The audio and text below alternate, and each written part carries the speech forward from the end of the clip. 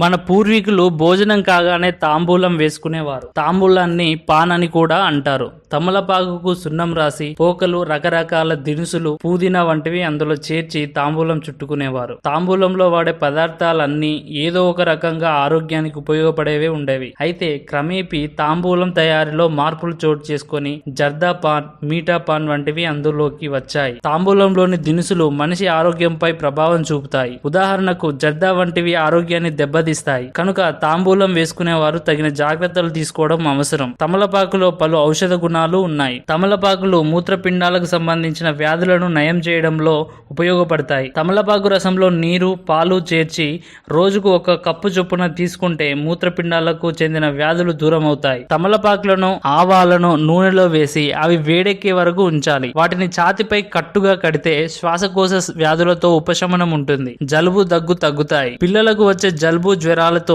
తమలపాకు రసంలో కొద్దిగా కస్తూరి చేర్చి బాగా నులిమి రాసినట్లయితే ఫలితం ఉంటుంది. తమలపాకును వేడి చేసి దానికి 5 తులసి ఆకులను చేర్చి నులిమి ఆ రసాన్ని 10 నెలలలోపు పిల్లలకు ఉదయం, సాయంత్రం ఇస్తే జలుబు తగ్గుతుంది. మోకాలి నొప్పులకు తమలపాకు దివ్యౌషధంలో పనిచేస్తుంది. పిల్లల్లో అజీర్తిని తగ్గించి ఆకలి కలిగేలా చేయడంలో తమలపాకు బాగా పనిచేస్తుంది.